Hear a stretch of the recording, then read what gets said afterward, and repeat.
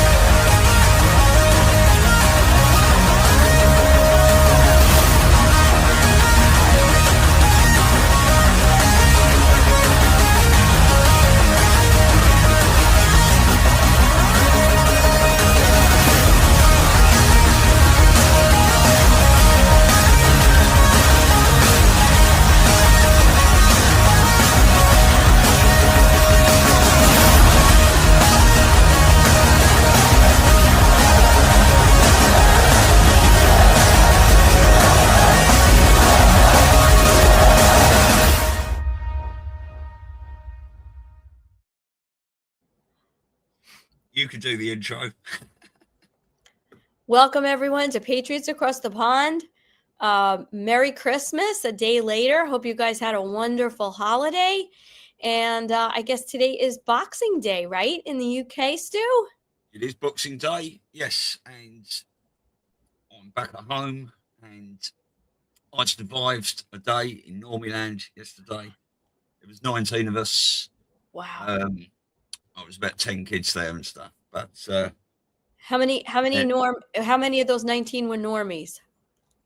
Well, all of them, pretty much. All of them. Although a few of them do listen to some people there that I should keep their names to myself. Are very much anti what I say. Yeah. Right. I can't listen to you anymore and things like this. But I did find solace and an ally in my brothers, wife's brother's mother. Okay. Right. And she's completely unjabbed, and she didn't know about Q and things like that. But when I was saying things, she was going, "Oh yes," and she was telling me stories. But she's sort of like, she just likes to watch everyone and keep her mouth shut. But when I found out that she was listening, I spoke to her the rest of the day, really, until I came home. It was about 4 or 5 hours. But it's, yeah, I just like to, don't forget, I've been trying to put these messages out for nearly 25 years at Christmas Day, you know, and it has got a lot worse. But I have put some seeds in there, basically, that told people that what to look out for. And the main thing I said was the 2020 election will be overturned. Oh, don't be ridiculous. And things like that. So, and then I put on there, I did have a bit of, why did they do it? How did they do it? And I went, Convid. Oh, you just talk so much nonsense. So, if we see the 2020 election overturned, and a few light bulbs go, bing, like that, immediately they're going to be thinking about, COVID. Yeah. You know, because I did start off, I said, I don't really need to say anything, give you any information, but I did start off with, you now all know that Trump is suing the BBC for 10 billion. Right. The BBC purposely lied, took over 50 minutes out of his speech, stitched it together to make him say something. Oh, but he was inciting a riot. And I said, no, he wasn't. He did a speech in the Rose Garden. The BBC also did the same with his drink bleach speech, and I've got all that documented and stuff. And so, yeah, I've just planted a few more seeds and that, really. I've just kept myself to myself or drinking beer and wine. I know. So I didn't have as much of a normie date. Well, I wanted to just comment on that woman. Let's just say brother's happy Christmas to everyone in the chat.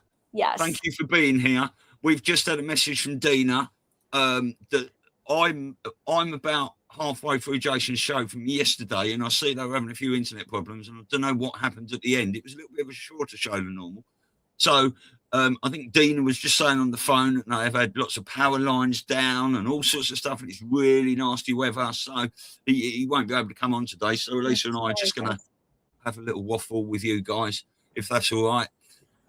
But yeah, sorry, Elisa, go on. Yeah. Oh, no. What I was going to say is interesting because I think you said it was your brother's wife's brother's mother or something like that. However, that she was there, but like she didn't have a lot of the information, if you will, but her instincts, you know what I mean? Like it was in her instincts. So someone like that, you know, is really like one of us, but she just doesn't have, you know, she maybe didn't follow the way we did, but she's like at least someone that her better senses, you know, told her that something was off. I could be with 1,000 people that were asleep, whatever you want to say. As long as there's one other person there to talk to about these things that knows what I'm talking about. Well, you know, I had an interesting day. So my Christmas was pretty mellow. You know, Christmas Eve, we went out to dinner. It was just me and my girls and George. And then Christmas Day, pretty much the same, except we went to visit his mom. And there was an interesting conversation because George is Cuban. His family comes from Cuba. They had to leave Cuba when Castro came in. And he grew up constantly hearing them talk about how great Cuba was before Castro. And you know, these people were very traumatized. Like it got on his nerves because he felt like, well, I'm in the greatest country in the world now in America. And that's the opportunities I've had. So like, if Cuba's so great, you know, why aren't we there? And I guess hearing it all the time probably just, it gets annoying, right? You know, but I'm an outsider. I didn't grow up with that. But yesterday, and this woman, they're all still so traumatized, okay? They never got over what happened and how displaced they were. And what I found interesting, because it relates a lot to what's going on now, right? And has been going on over the last couple of years. What I find so interesting is that, and I never knew this, I knew that, you know, Castro came in and we all pretty much know that it wasn't just Castro, you know, right? Like it was a whole thing and lots of different nefarious people and organizations involved. Do you know, excuse me, I'm battling a little cold. They would come into your house and they would take inventory of every single item you had. Like if you had a coffee maker, if you had like, I can't even imagine. The blood was boiling so bad in me when she was telling me this. Sorry, who was going into their house? Was that the police or the military? Or Yeah. And they would just go, they would do these random checks and ask you what you had, and you had to account like if you didn't have this before and why you have it now, and because they had to keep it so secret that they were planning to leave, right? Because they weren't allowed. But it just blurted out. Like, like everybody was there, like George, his two son's girlfriend, my daughter, Kelsey. And I was like, I got like this rage, and I was listening to this poor woman who's 87 now, still traumatized from back in 1960, 61. And I said, well, I would have been shot. I said, because I just don't comply. And it made me think, this is what lingered with me later. It made me think, would I have complied knowingly and secretively to just say fuck you so I could get out? You know what I'm saying? Like, but not. Well, I tend like, would I have served any purpose getting shot if I had children? You know what I'm saying? No, of course not. Now, none of us, we would have given our lives not to take that jab, potentially. But other things, we have to use our brain and pretend to comply with certain things, but not, if you know what I mean. Yeah. It's like, you know, it's like people were getting forged vaccination statuses and all that so they could go to work. But that's just using your nozzle, isn't it? You know, yes. I had to take it. I've had so many people say to me, I had to take it to go to work. So why didn't you, you know, get a moody thing that said you had taken it? I know other people that were, they were just forging them or doing it because you have to. I mean, we've heard about loads of doctors who are injecting their patients with saline, pretending. Or they were just shooting it in the garbage. Yeah, and other things like that. And that's the thing. I think it's the awareness and the consciousness. Like, unfortunately, those people were probably they were so in fear about this. And what's so interesting, that I find so interesting, is that when they came to America, obviously the view of America was the freedom and, not being in that police communist state. But then I find it so interesting how that belief and faith in, like, they saw a terrible government. This is what I'm trying to say. They came to America and it became idealized in some ways, because none of these people understood how they were being, that people aren't coming into your house, but you were still being controlled and being forced to do something. And I know they have no clue about that. Because one day in passing, I was at this poor woman's house. She got back from the hospital. I might have told you this. She was in the hospital and she says, technology is so amazing. Like, I'm getting all these messages from different companies asking me if I feel okay. And, for different products. And I was like, well, they surveil you, they know what you're doing. And you had to see the look of panic. I just said it like the look of panic on her face. She's like, what are you saying? What are you saying? They know what I'm doing. They're spying.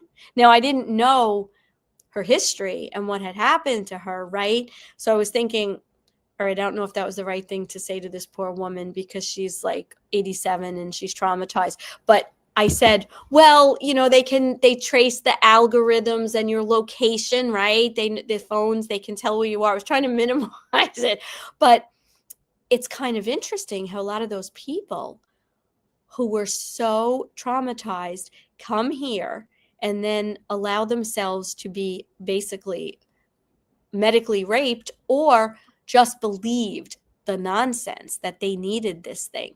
And these are smart, educated, college educated, they're pharmacists.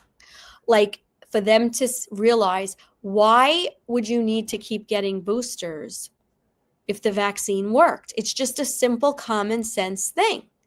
And George used to say that to them. Like, why do you have to keep getting these? If they work, then they obviously doesn't work. So what's the point of doing this? Like, he dumbed down the conversation, and they would just unload on him. And the word vaccine means you take it once. Right. Surely, doesn't it? I think. I mean, isn't that what a vaccine's supposed to do?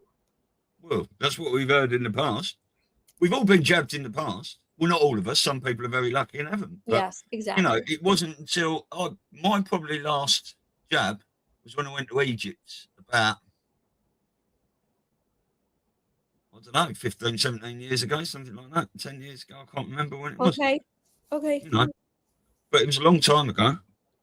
And because we didn't know, right? And especially with traveling, right? And all this stuff, they tell you, you're going to get some awful, horrible death-causing disease. It's all such crap. But I will tell you the one regret, I'll share this with everyone, because I still was not aware. And when I was pregnant for my daughter, I had to go in for a C-section, my first daughter. So this was 21, almost 22 years ago. And they told me how my titer was so low for chickenpox. Now, I had chickenpox as a kid. I think it's called varicella, the virus. So shouldn't I have had the immunity? I'm just, again, not a scientist, but that's what we kind of knew. And before they would do the operation, do the C-section, because I could, my daughter could be in danger. This is what they told me. Because if I get it, all this nonsense, and I took this effing jab of the chickenpox. That was the last one I ever had, because after she was born, that's when I started questioning, but I still wasn't awake enough. And so we've all been not all, some people very, very insightful to understand this, or they had parents that never did it to them, so they knew. But we've all been somehow part of that system, that dishonest, terrible system. Yeah, we have.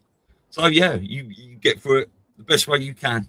Yeah. With all of it. So right. So what was Dina saying on the phone to you because she called you just beforehand? Yeah, she just was saying how they were supposed to actually do a show yesterday, I believe, with Matt from CBD Gurus, and they had to cancel that because the internet, they kept getting the notice, weak internet, but she said today it's just really bad with down trees and things like that. And so they're just kind of like a little stuck in the wilderness out there, she said. Well, that's fine. We send them our love. So how was your Christmas day yesterday? It was nice. It was very relaxing. We watched some Christmas movies. We watched Elf, and we watched Fred Claus. We were going to do It's a Wonderful Life, but I was like, oh, it's kind of depressing. Like, I don't need, you know what I mean? It's a long, depressing movie. We just watched the silly, stupid, comedy ones. But it was nice. It was beautiful weather. It was sunny on Long Island, and we had some nice food. It was extremely quiet. Extremely quiet. Sweet. All right, I'll tell you what. Let's just start off with a Christmas meme for everyone. Okay.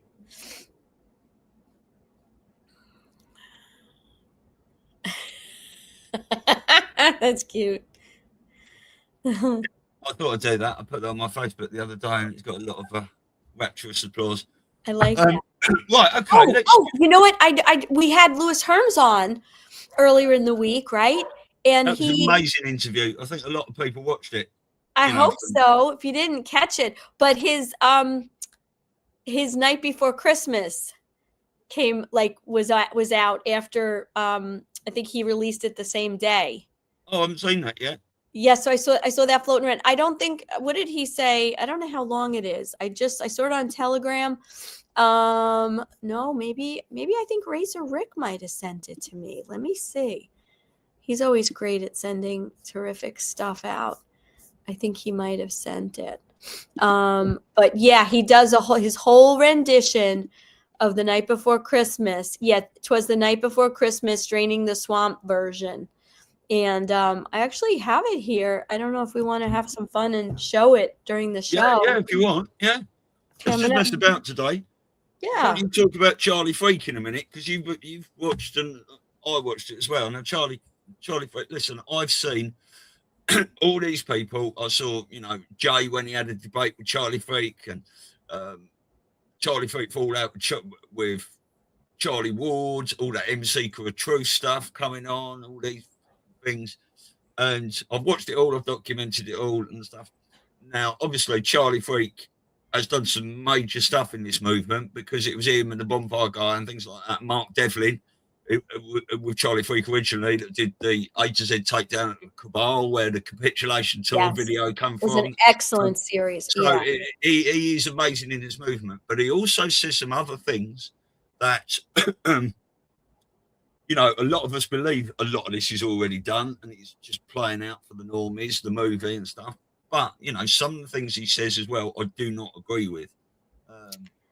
But Charlie Freak one says of the things he says, right, is about 9/11, and saying that was. Well, I need to go back and look at that, because I can't remember if he definitely said that or not.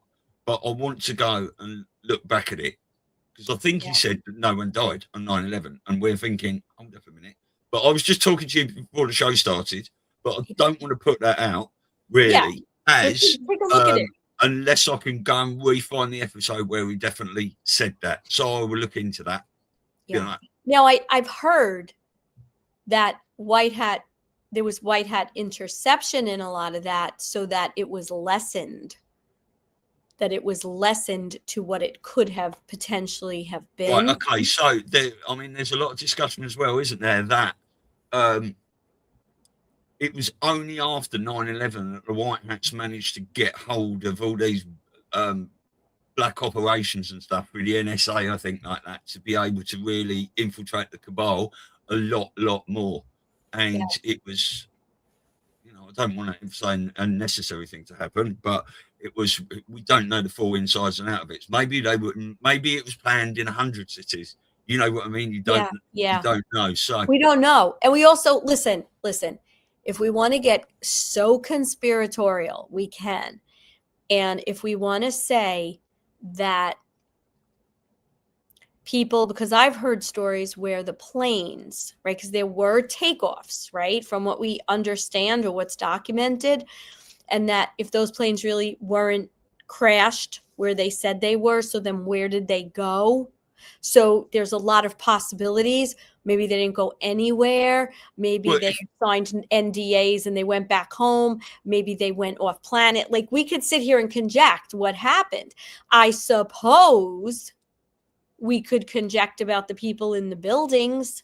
Well, if you watch the Loose Change series, right, the Loose Change second edition is an amazing movie, and that talks about where those planes went and landed and what was swapped out for them and stuff. In part 3, I think one of them is called Final Cut. That might be part 3. That talks about all the people that were on those planes, all government officials, military, all things like that. A lot of the planes were empty, the seats. And then obviously we've seen all these films come out about Flight 93 and what happened. Yep. But that Flight 93, if anyone believes that that flight disappeared into that hole in that field, right, get off the treacle, I believe, right, because there was nothing there. Nothing. It was just a bit of scorch marks on the earth. There was no seats, no engines, no planes. The one that hit the Pentagon, there was no engine marks on the building. It was just like a cruise missile hole, you know, and all these things. We could go into 9/11 over and over again and talk about that for hours. But yeah, sorry to interject there. Oh, no. It makes sense. So I guess the point is, there are things, and I would love to revisit or do like a watch party with those with Charlie Freak, because I do believe, you know, I watch him and I feel that, like, sometimes you go by your instincts. Like, I don't feel like he's a nut. You know, you watch some people, you're like, oh, this guy's a little off his rocker. I don't feel like that with him. I think he's quite smart. I think Colleen is very smart. I think they're godly people from what you can tell, you know. So you have to wonder, is there something that we're missing? You know what I'm saying? Or something that's not being revealed, that maybe what he is saying is 100% true. I don't know. I would never say never, because we know how this operation has been. The only thing I will say is that if this is a movie, I am finding it harder and harder to believe that the movie started when we all thought it started. Like, I think a lot of us thought it started like after the 2020 election. And it seems to me more and more, without a doubt, this had to have been going on for a pretty long time, because several reasons. One, you don't want to listen. We all rely so much on Q and the Q boards. But if the bad guys were still around, what? They couldn't figure it out. They weren't reading it. They could, you know, it's, you're not going to put a lot of that stuff out. They're just as smart as us, if not smarter, the bad guys, because they've always had to, you know, stay one step ahead with all this stuff. So it makes me start to then realize, you know, common sense wise, this had to go back very far. And when they tell us that we have it all because of the NSA, right? I think the magic date is 2014, 2013, somewhere around there. I start to think that's probably not true. This might go back, you know, 10, 20, 30 years from there. And then take a look at Trump. His life, even though we know certain things, we don't know a lot, right? We know what they want us to know.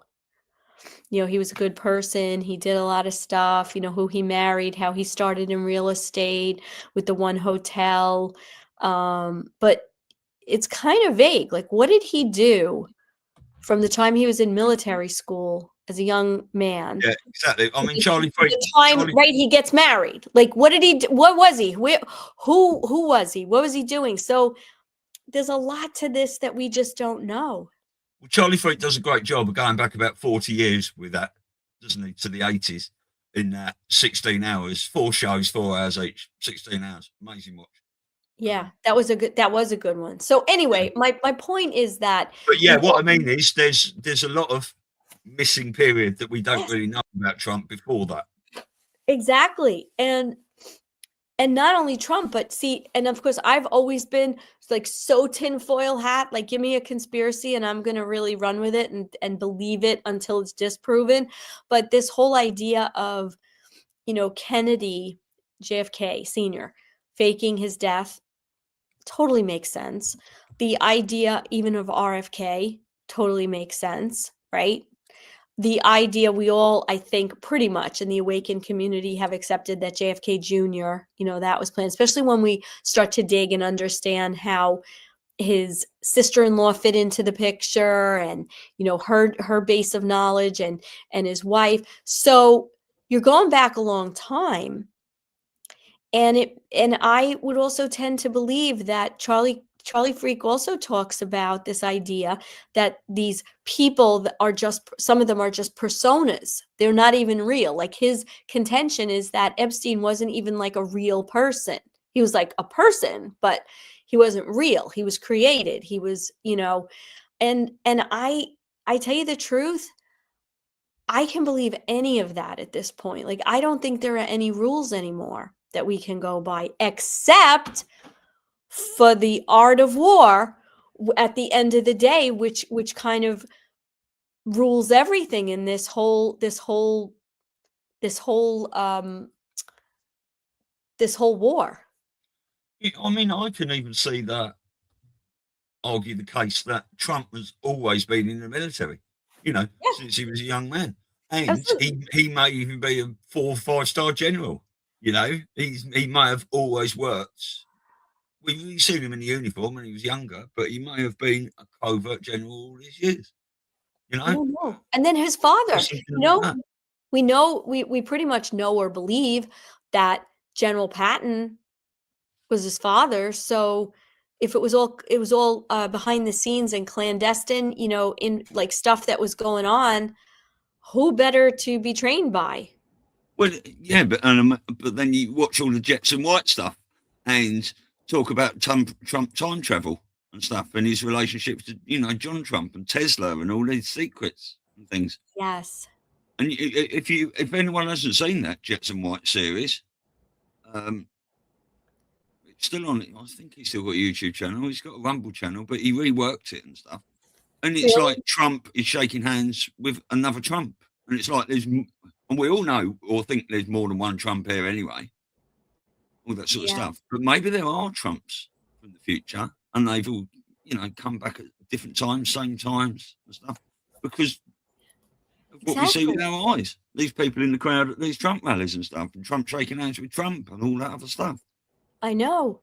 Now, that to me is very, very frightening for like normies. Do you know what I'm trying to say? Because you really have to be we have to be very, very secure in feeling our own sense of empowerment and grounding to be able to knock all those things as being not true. You know what I'm saying?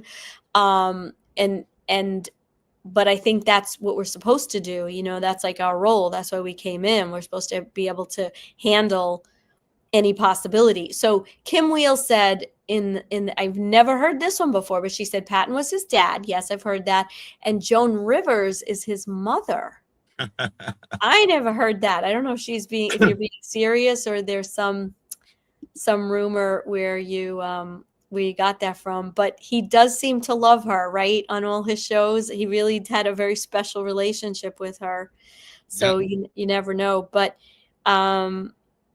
it's just she was or is a legend. Joan Rivers. Yes. And we said, didn't we, that if you couldn't have picked a better person to be playing Nancy Pelosi at the moment than Joan Rivers, if that is the case. Same mannerisms, It's so true. And like we said, when we talk about this idea, or we've heard central casting, 50,000 people, like when I first heard that, 4 years ago, 3 years ago, whatever it was, my view was very concrete. It was like, oh my God, there's 50,000 people out there, doing all this stuff. But then you stop and you think about it. But maybe there were I don't know, like 1,000 in 1988. And then there's like, it could just be that it's an ongoing movie and different people are playing different roles. So it's not like all at once, you know, it's over time. It's just so fast. It's just so fascinating. It really is. Yeah. And how could they have done all the Q drops? Like someone just said that, you know, unless it already happened. Well, if you're I mean, time they have traveler, Project Looking Glass and going into the future and all this and maybe that's true, but it's really, really like exact. yeah. Well, if you're a time traveler, and you know the future, or you already did it. Or every Exactly. last thing has been done and they're just documenting it now to look like it. You know, it's very funny if you ever listen. Yeah, well, that makes perfect sense then, doesn't it? You cannot tell people the truth, you must show them. Yeah. So it was already done, but like, people have had to go through this COVID and all these other things, right, over this since October the 28th, 2017, when that first Q drop was dropped. Yes. Yeah, 100%. I was just going to say something about that as you were saying that. About totally forgot. It was on That's in your line. train of thought, haven't you? It'll come back to you in a sec. Yeah, it was about this whole, you know, movie. But whatever the case, it still begs the question, right? What I come back to sometimes is, if it's all been done and they have to show, and I get that, then when is this age of abundance and golden actually going to be? And I say that because I don't know what you see over there where you are, Stu, or Well, maybe that golden age has already started in the background, but hasn't been filtered out to the public yet. Maybe all this, well, look what's happening at the moment. Silver this morning was nearly $76. Yeah. It's nearly 77 now. Yeah. It's 76, 72. And what are the banks doing at the moment? They're all shut, aren't they? Right, for Christmas. So maybe, because this is a bank killer, this silver. It looks like the white hats are in control of that. They're pushing it up and up and up. And maybe the banks, as soon as they open, might crash or something. I don't know. You know, we like to spitball. We don't ever want to predict the future. In fact, it's nice, isn't it? If we do get one right on occasion sometime, where we go, oh, yeah, remember when we said that? Yeah, and when I say the golden era, I just want to clarify. I don't mean just money. I'm not just talking about money. I'm talking about golden because that whole era of peace is supposed to relate also to the children. Like everything, you know, we're living in a peaceful time, and everything is where it should be. But you know, I don't know how it is where you are, but it is really, really difficult in my part of the world. I mean, people are having so much trouble financially.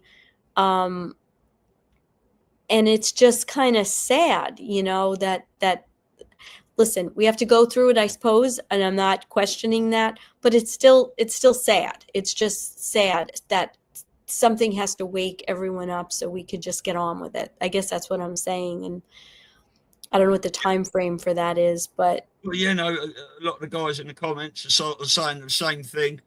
With that, you know, that, like we're saying, most of it's already done. How much have you watched of that, JF and on Sapioplex and Kaiti? I just got through the first one, so I need to watch. Well, the more you watch of that, the more you'll understand. It just goes back further, and further, and further. Yeah. You know, we're talking about. Well, we're not talking about this Q operation potentially, right? And indefinitely, you know, just definitively. But we are talking about the white hats, you know, going back to Abraham Lincoln, maybe before that, going back to the days of Jesus Christ, maybe going back to the days of the Cain and Abel. Yeah. You know, when people say there are only two religions, Cain and Abel, that's good versus evil, basically. Yeah. But we're watching it. So And we're loving it. Although, I have a question. people are getting tired with it. Rip the fucking bandage off. And we all want that. Someone in here said, like, God bless you, not paid my energy bill since November 2024. See, that's the thing. There is no mass non-compliance. We take the whole effing system down right away. I mean, I think a lot of us in this community really do our part when it comes to non-compliance the best we can.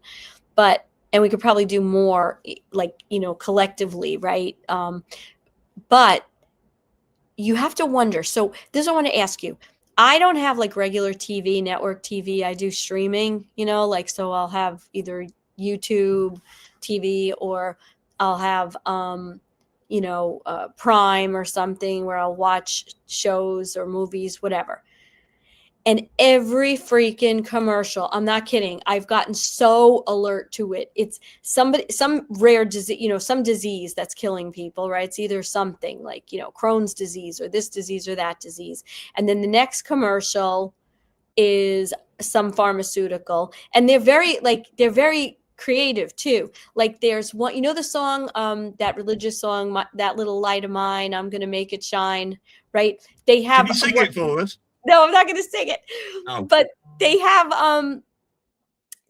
one of these ridiculous pharmaceuticals. It's got they all have these weird names, and they start singing like This Little Light of Mine, and they have all these wonderful commercials, like that life is just so much better with all of these things. So if we go on the premise that a lot of this has been done, then we probably also have to take into consideration some of the evil pillars, right? One of being big pharma.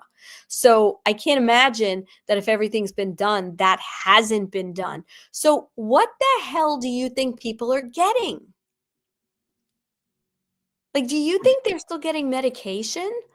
Or do you think they're getting, we know pretty much in our minds, we believe that the jabs are saline, right? And I would venture to say all jabs at this point, because you're not going to go and save thousands and thousands and thousands of children and then let people inject them with poisons. I just can't justify that. So, and then you got all these other people, these, lunatics who just keep getting jabs. Are you going to save them from themselves? Probably. Yes, but those people that are doing that are going to have to, what do I want to say? This is lessons they're learning. They were told by their loved ones and the crazies and stuff like that, and they've gone again and again and again. Well, just leave it and stuff like that. Now, if we're all here, the spiritual beings having a human experience to learn, and some of us are going to ascend and some of us aren't, maybe this is their learning, right? That they came here and didn't learn. They thought they learned, but they didn't. So when they pass away or go back, or we have an upstairs meeting or anything like that, maybe they're going to say, you've got to go back. Could be. It could, absolutely. I agree with that. That's here, because Wink and Woo said, just watch Mr. Truth Bomb's latest Q series part 1 and learn so much. It's brilliant. Yeah. So what Mr. Truth Bomb is doing is he's already done these, and they're quite old, but he's adding on a couple more parts. But I think one of the episodes is an hour, one of them is 2 hours and things like that. So what he wanted to do is redo them all and put them out in like 1 hour episodes. So what was like a 4 series, or I think something like that, is going to be a 7-part series. But I totally agree. Mr. Truth Bomb makes some absolutely brilliant stuff. Yeah. And it's definitely worth a watch. Yeah. And Kate just said, she that her sister was murdered. So anyway, I'm not saying I know or think. I'm just trying to make sense of the fact that if everything's done, then exactly why did that happen? Why did people? But it could be a bigger spiritual thing. I don't even know how to make sense of that anymore. I don't know how to make. There's a great comment now. You can't dismantle the health service, can you? It's to dismantle the health service. So Great then, comment. Well, you can't just dismantle the health service if right. everyone believes it's there to protect them. But if people find out the election was stolen and COVID was a lie and the health service was part of this, people are then going to demand that it gets shut down or things change. So then Everything these that happens, people are I mean, it's very hard to say this, but then these people were casualties of a war. I mean, you go into a hospital, those people didn't have a choice, really, if they were jabbed against their will or unknowingly or put on a vent, right? And then their loved yes, ones. yeah, but I think that is different, right?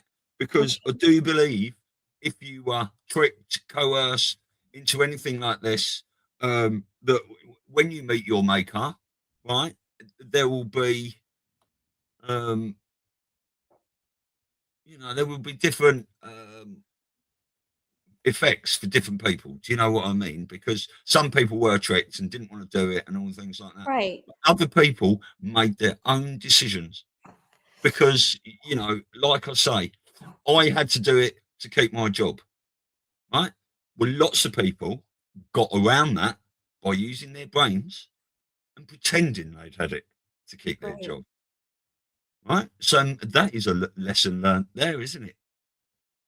That is waking up and showing the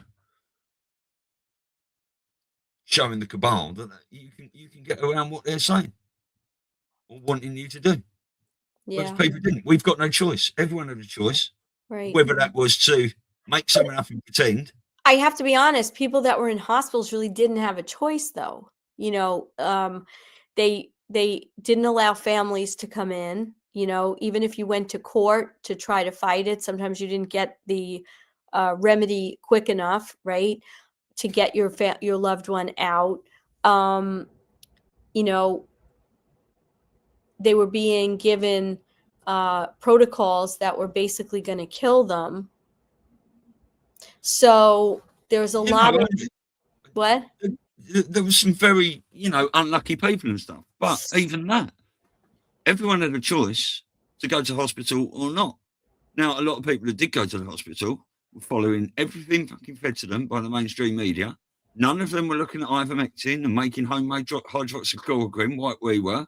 So even if some of us got ill, we were not going to the hospital because we'd done the research and made the choice. We all got lemons and grapefruits and, like I say, making homemade hydroxychloroquine. I got really ill during it, but I told you, didn't I? I got really ill after eating that vegan crispy duck. That's another story I'll go into another time. Right.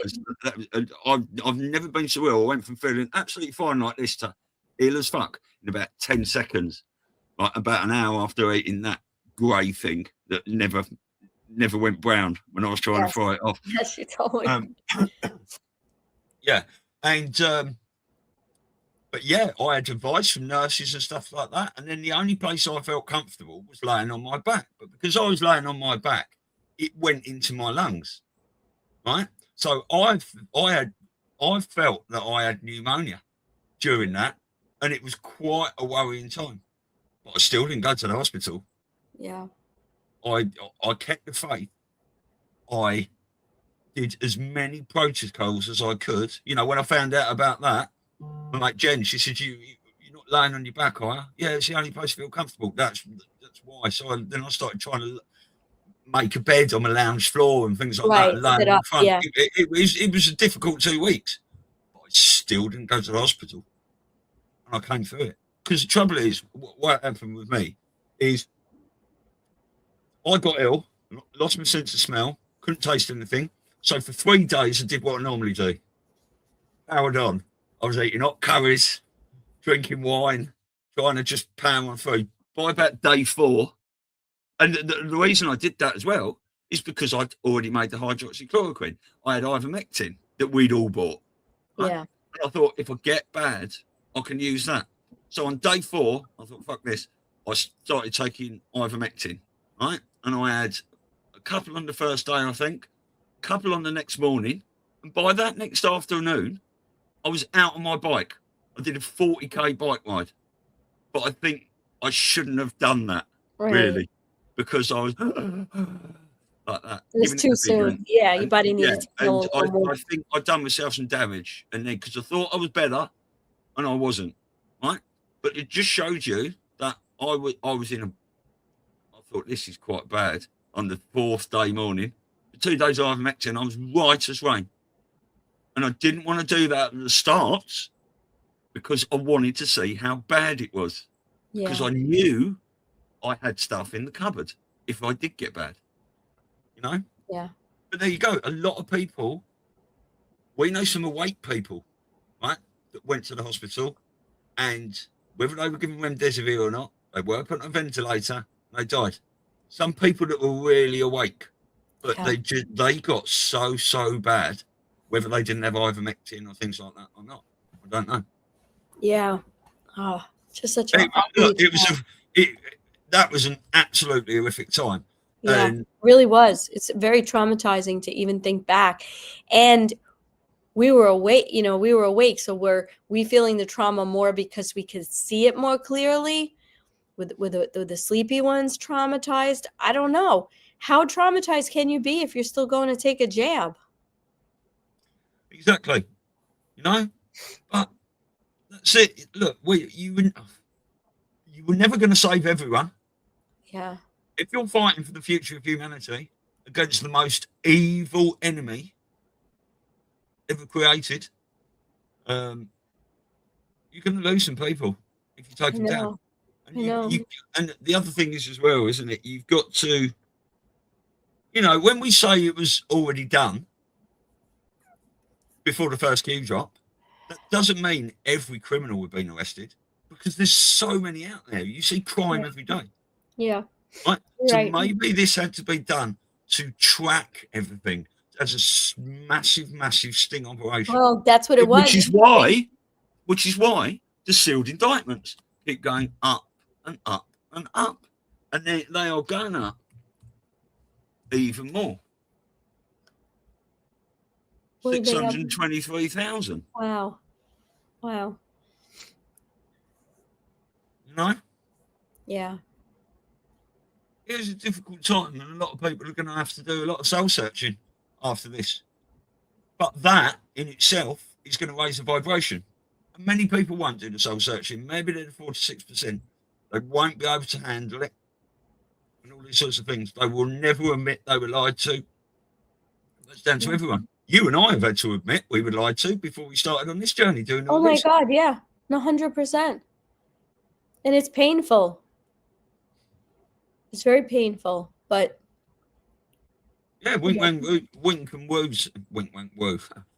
and Woo said you had to catch him in the act, which is exactly right, especially when we talk about the fact that Obama might have done all these secret pardons, so they had to catch him again. Jason Q says, we've had to do it all twice. Everything's got to be done twice. Maybe that's to catch them again as well. But I do think that at some point during the Obama administration, maybe it was his second term, I do believe, no one's going to convince me that he wasn't being controlled, because there was one, trying to remember which executive order it was that was completely helping the white hats. So you have to wonder why he would do that.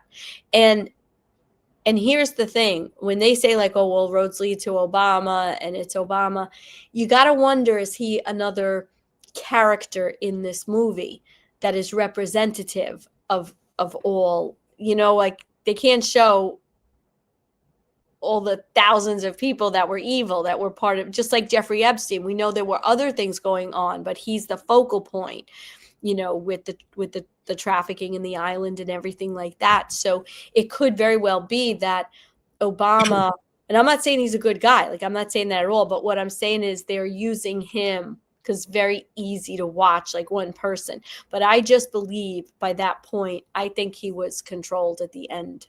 Well, that's what Sapierplex and JFN say, that it was like someone had to make these authorizations for allowing this Q operation and stuff like that. So would they have had to wait until Trump get in to take control, or would they have had to authorise it with someone before? So then they're talking about Obama, and then they're going back before that. I mean, even George Bush, right, Jr., W, yeah, he's a bit of a clown, obviously, and we think he's vile, but it looks like in that envelope thing, he was the one that was standing there that turned everyone over, right, in that funeral envelope stuff. And I sort of warmed. I never warmed to Obama. I never warmed to Clinton, any of these others, right? But I've warmed George Bush, and I think, oh, why are you doing that? You know, because he's meant to be an absolute serpent. But yeah, did he turn a long, long time ago on his family? You know, it's very funny when that you look at the funeral and you look at the letters. You have to look at some of their faces, okay? Some of them don't look at all worried. Now, we're assuming maybe it was an indictment or something. I mean, they showed the letter that was supposedly from, Herbert Walker Bush with oh, they, sorry, whatever, they know everything. Okay, I think that was the meme. I think it was probably some kind of a legal, document or something. No, no, not the way Jeb Bush looked at that. No. Yeah, but that's what I'm trying to say. That's exactly what I was going to say. He looked visibly like he was going to vomit and he was going to pass out. However, his brother didn't have that same look. And even Big Mike didn't look very perturbed when she saw it. Hillary read hers like that. Pence didn't see his and all that was in there. Biden picked his envelope up and was going, "What's this?" But he didn't open it. Yeah. Jeb looked like he was going to pass out. Yeah, George Bush, right, was just standing there. Yeah. He didn't get an envelope. Right, there was that Laura. guy behind him. A lot of people say the Secret Service guy handed something to him that then he gave to, is it Laura, his wife? Yeah. Right. But I didn't. She looked worried too. Yeah, well, she actually read it, whatever it was, or looked at it, and then went like that and showed it to Jeb. And Jeb sort of looked away, and then he looked at it, and went very quick look, and went, took his hand off his heart, and the colour drained out of his face. White. Yeah, the colour drained out of his face. But you can't read anything in that time. Really. It might have had a picture with just to cut the words underneath it. I'm saying we don't really know. That's my whole point. Like, we can guess. One of them in an electric chair or something. Yeah. Do you know what I mean? Yeah. It could have very well been what they said. It was that little note that he wrote or whatever. It could very well. But, and Trump was very interesting because once again, he came late. Whenever he comes really late, something's going on. Well, you know for a fact, 100%, don't you, that was all set up and staged on purpose because there was people from multiple camera angles with their cameras trained on those people for those exact precise moments, and then that was put out. Yeah. And people started looking into it and digging into it. Yeah, 100%. Yeah. So I sent you Louis Herms. I think I did it on WhatsApp. Should I have sent it on Telegram? You tell me. That's all right. I've got WhatsApp there. This was a link to his Rumble draining the swamp, the night before Christmas, draining the swamp. How long is it? It's only 2 minutes. I don't think it's terribly long. It's 2 minutes. Right, let's get that on the screen. Now, I just want to say to everyone, I've got a new microphone, which is funky dory. It's not mega money or anything like that, but it's just much better than what I was using before in the webcam. So, I don't think I'm going to have to mute my mic for this now, which is good because I have spent a long time in the past going, forgetting to put it on. Josh Reed does it all the time.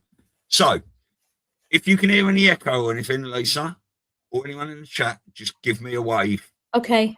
And then I'll redo it. Okay? Okay, cool.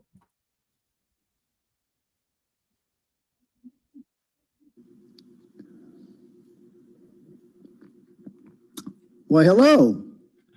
Nice to have you here. How about a story? 'Twas the night before Christmas. Through the Golden State, Governor Newsom was fleeing with his dastardly hate. Pelosi, water shift, and judges in full fright, traffickers trembling into the night. We the people arose, chains finally broken, visions of justice no longer unspoken. With all our will, my wife and I thundered the call, with patriots charging to reclaim it all. With the bold driver Herms, hey, that's me, brandishing the stick, warriors shouting, "In the swamp rat's big trick." Up to the State House we flew in a flash, with truckloads of audits ready to clash. No words, just work, freeing the kids from the dark, cleaning our food and igniting the spark, slashing all taxes, dropping energy and gas prices too, while formerly homeless seniors and vets were warmed by the stew. Arresting the wicked, watching the swamp rats scurry, then with a nod from the Capitol in a hurry, loudly exclaiming while vanishing from sight, "California as liberty intended tonight. We the people are the planned, you must enter the fight." Merry Christmas to all and to freedom. Good night.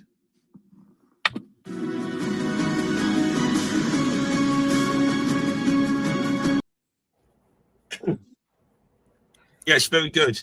Now, Thank you. we just said, Stu, your mic settings are a bit off and stuttering. Can anyone else hear that? I don't hear that. It seems okay. I heard it initially, like when we first got on before, but now it's fine. Yeah. Well, mate helped me do it actually, but I installed all the mic settings and it adjusts itself all the time. If I shout, it brings it down. If I'm quiet, it brings it up. But it's so much better than it was. Anyway, well, do you know what? I could have a quick look for that. Seeing I could play some of my sheep whispering videos, couldn't I? But I know you like a bit of sheep whispering, don't you? But I did a poem as well, didn't I? Do you want to watch that? Yeah. Where is it? 57, 50, 58, 59. Stu's News. Bear with me a sec. Hold up. I can't. Out. Right. This was Christmas in 2020, I think. Oh my gosh. So, yeah, when I was sitting all on my own, I wasn't in the tier bubble of 5, so I couldn't go to Christmas Day. So I sat there and wrote a poem. So I am a poet, and you didn't know it, but have a listen to this. I am going to mute my mic for this as well. This is about 5 minutes long, I think. This is Christmas Day 2020.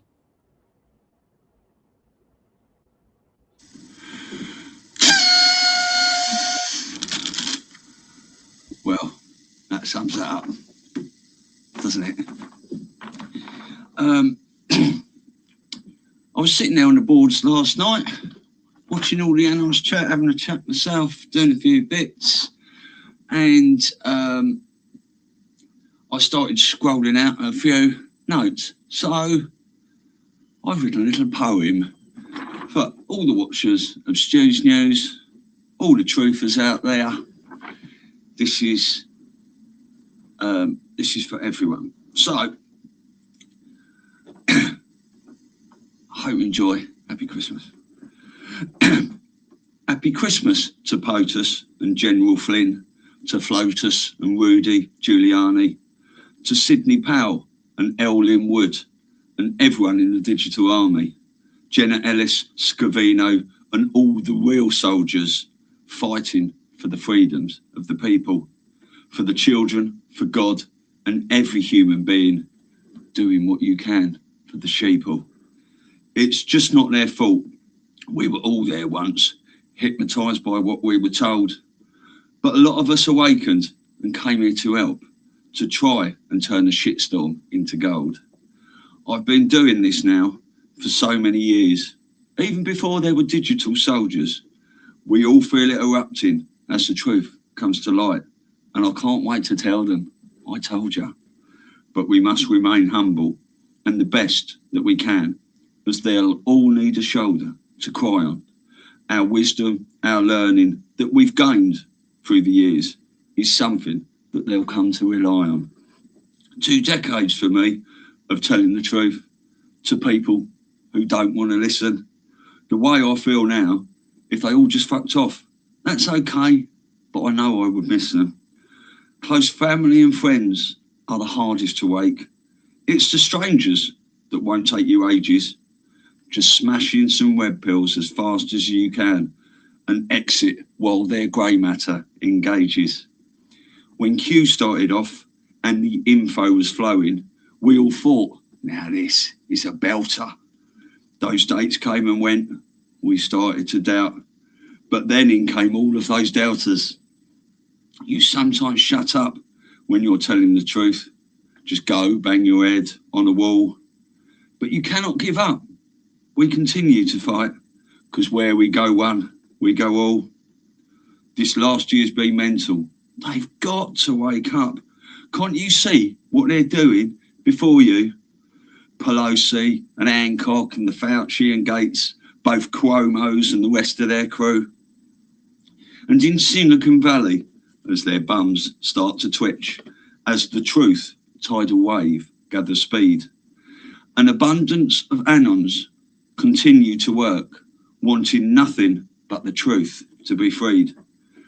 We've all been censored, and my Facebook is down, and YouTube is hiding my stuff. We camouflage, adapt, and we overcome. For a digital army, we're tough. To Charlie's, Magenta, and JCK, Sasha Stone, Mark Atwood, and Nino. Awaken with JP, Code Monkey 2, Kirsten W, Monkey Works, and Bongino. Santa Surfing, Joe M, Mel K, and Colleen. And don't forget Janet, Ossabard, Wano Saving, Al Pasoni, and the Beach Broadcast. And I must mention Sammy, IET, and Kate Awakening, and CJ Truth, Prayer Medic, and X22. Too many to mention. Warriors of Truth, Mark Devlin, and We Know News. I could write all these verses for the rest of my life, telling of this awakening story. But I want to go cycling and drink lots more wine as we enter a new age of glory. When all truth comes out, I will mention you all, light workers on this journey with me. I stand proud beside you, UK patriot here, and I won't ever bend to the knee. So it's Christmas Day here, and I'm all on my own, because my family believes there's a virus. So I patiently wait, tearful bubble of one. Please POTUS, or can I call you Cyrus? I'm positive, I'm trusting, I always keep faith, so you won't see me descending to gloom. But can I please ask you, it is Christmas Day, so please will you give us that boom? A killery confession, the Obama perp walk, a big present, not a small stocking filler. For all of us truthers on this journey together, would you please drop that global red pillar? There you go. There you go. That was me waffling on to myself at Christmas. Yeah, I love that. You played that for me once. That was really good.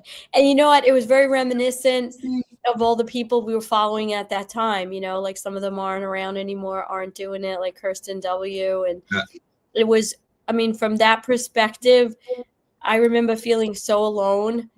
You know, just in my life, my family, my neighborhood, my friends, like I felt so lonely. And the thing that gave me solace was like, you know, listening, going on, you know, YouTube, listening to Scott McKay every night, following Kirsten W, like everybody. And then, you know, from Twitter to Parler to Telegram, like that's where I got my strength from.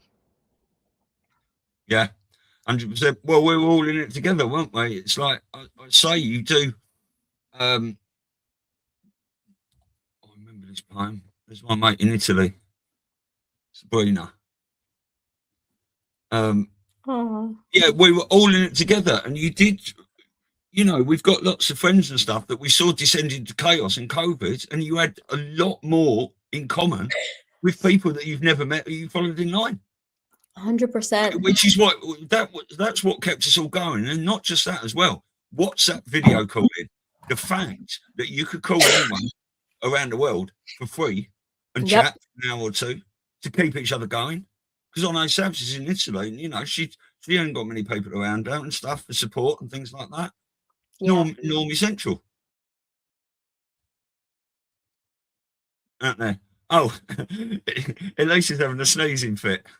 I'm having sneeze. It's like I'm feeling it all. I'm gonna have to go get some more lemon and hot water and honey. Yeah. But yeah. So anyway, just getting back to everything else. It's Christmas, or is it really? This is our. Point. What's that? That's a very good point, because it's Christmas really on April the 1st. Is it a different day when Trump says you're going to have a really good Christmas? Maybe we'll have to wait another 4 months for that. Or maybe in a couple of days, all the banks will go down. Silver will go to $10,000 an ounce.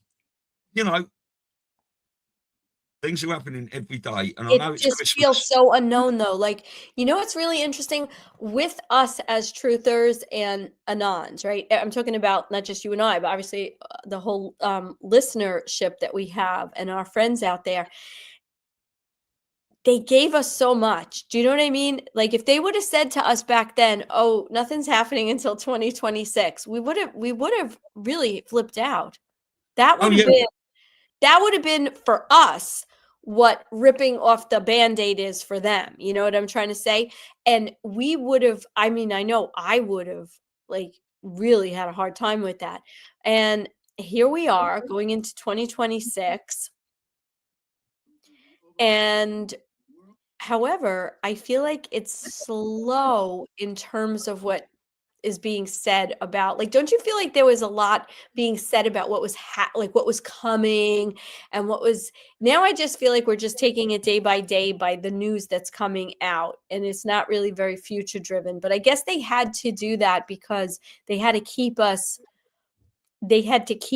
feeling like it wasn't too far off, right? Yeah. But so we have been misled by the white hats, obviously, but that's to keep us engaged, to build this digital army for 100%. When the time was right. And I don't hold any grudges on the thought. No. We are part of this great awakening. And not only that, we are an essential part as well. Yeah. I'm just saying, like, I remember watching Simon Parks back whenever, live, and he would say, like, listen, guys. My mother's an alien. No, not that. But when he would say, like, it's not happening this year. And that was like 2023. And people were angry. They were like really angry, and he's like, I'm sorry. I don't see anything happening, at least like definitely not this year. Meaning RV, meaning perp, whatever the everything was, anything. And I remember a lot of people were pissed off about that. But can I just ask you something? Because obviously you've got the sneezes and stuff like that. Now, have you been eating loads of sugar over the last day or two? I haven't. But what's all that chocolate full of then? Oh no, I had one yesterday and one today. Oh really? I thought you were stuffing your face with it. No, I've been really good. I think it's more because the temperature, like in the house, has gone up and down. Like it's cold, and then I have the heat on, and it's hot. I think it's more just like sinuses, because I don't feel sick. It's just like in my sinuses. So I think it's the change in temperature.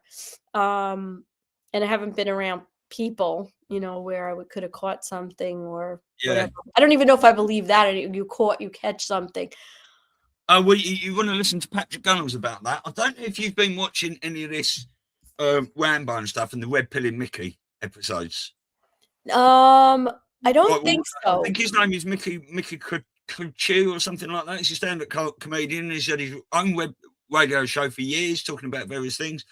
And he's been on their show and they've been red pilling him, and he didn't know what a normie was. You know, he understood that he was a normie when they were describing it. Okay. And over like the last 2 or 3 months, we've been watching him wake up, and he does his, own show now. And he's decided to start talking about all this stuff to his audience. Like, he's been very emotional and breaking down on these sorts of things. But he's going to have Patrick Gunnels on there. And there's 2 things Patrick Gunnels is very good at. He's got a very sharp brain, and he's sort of mathematician and stuff like that.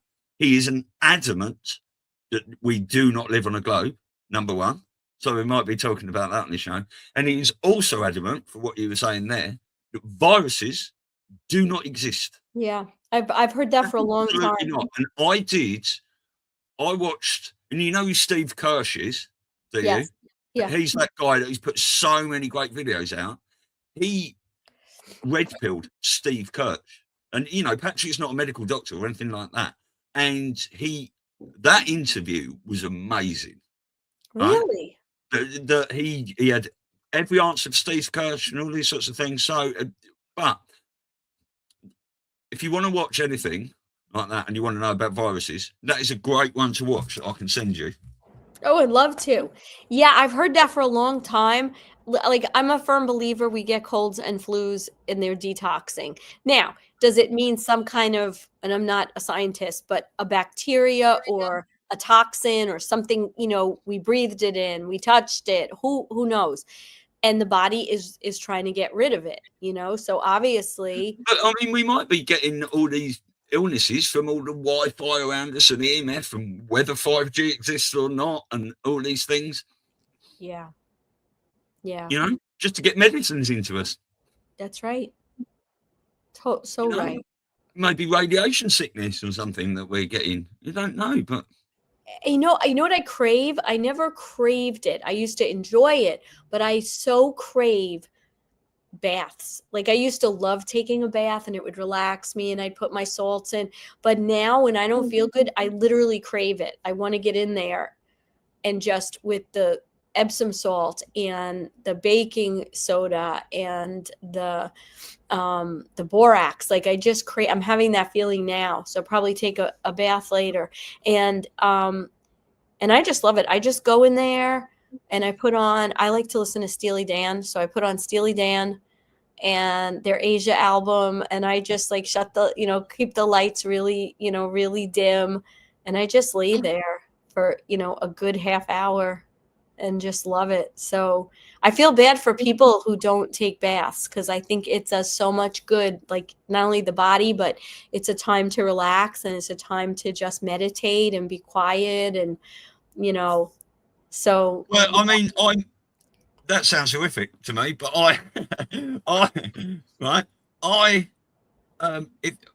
get a certain amount of water each day. So I can have 2-3 showers if I need to. If I go running, I have a shower. I have one in the morning when I wake up normally. And then, if I'm going out, I'll always have one before I go, that sort of thing. But if I had constant hot water, I might have more baths. But okay. Getting in the bath, I think I'm going to go and have a nice bath. And I haven't got in the bath for about over 2 years, I think. I think I'm going to have a nice bath. After being in there 5 minutes. You want to get up. Yeah, but because then you've got to keep topping the water up, haven't you, and all that. If you've got in a really hot bath and it just stayed hot for an hour, I might stay in there. Yeah. And I think, I've got a little bit of water and do that. And I think I'll go and watch my iPad, watch something in the bath. After 5 minutes, no, bored. Yeah, I really get a lot out of them. And again, I think like spiritually too, if you could listen, even if you stay in there for 10 minutes, 15 minutes, you're still allowing all that to, whatever is getting into your body absorb. But it's very good for the mind too. When I went to Morocco for 2 weeks, we had a shower and a bath. I had a bath every day. Did you? Yeah, the hot water was constant and all that. Fill it with bubbles. Yeah. Yeah. All right, so let's go over some of these videos, like because we're not, we don't have we have a guest on Monday, but now we got a couple of days. Anybody who's interested, you mentioned Mr. Truth Bomb, and he's on YouTube. Yeah, he's on YouTube and Rumble. me find his Rumble channel. It's Mr. Truth Bomb 2. And then we also were talking about, if anybody hasn't seen Loose Change, right? That's a series. Is that a 3-part series? Yeah, it is, yeah. And then, of course, the one with Sapioplex and... This is the one he's already done. I think that's an hour long. Yeah, it's an hour and 17 seconds. Oh. Right? Some viewers may find the following video. Yeah, but he is a brilliant video maker. Someone else, Mr. Truth Bomb, and Dauntless Dialogue is the other one who does some amazing videos. Really? Yeah, so he's remaking this. There is no QAnon. That's episode 1. And I think he's making it into 7 parts. 7? Because this is what he's done before. In fact, you can... I don't know where they are. And I've played a few of his things in my podcast before. But yeah, I don't need to go right into that. He does some... let's have a look for Loose Change. Yeah, Loose Change is the other one. And then, of course, that set... was it a 7-parter? I only did 1 part of it thus far. What channel? Loose Change is one of the best films you can watch about 9/11, for sure. And it's that one. Okay. Loose Change 2nd edition, but some of them are different lengths. And that's the final cut one. That's the one that goes into all the seatings on the planes and stuff. So are they all different? Are they all different versions? Yeah, I mean that the 2nd edition, you just got to watch that film and then final cut, really, because I think they did one and then he redid it. Okay. But yeah, I'm just writing that down because I think they're amazing films. What did we have in our Patriots and Piss Take chat? Let's go over a couple of those videos, shall we? Yeah. We might as well, because look, there's going to be loads more stuff happen. By what day is it today? Friday. There's going to be loads more stuff happen by next Thursday. So we might as well just go through some of our Thursday stuff, mightn't we? And I've got a list of stuff here we can talk about. Sure. Where is that coming? I've just resized that, so that's easy for people to see. Patriots and Piss Take. Get rid of the emojis. There. Then we just have some of these. Now, no one in here is offended by the C word. I know that already, but this is... Have you seen this video? I don't think I saw that one. So if you don't like the word cunt, just maybe...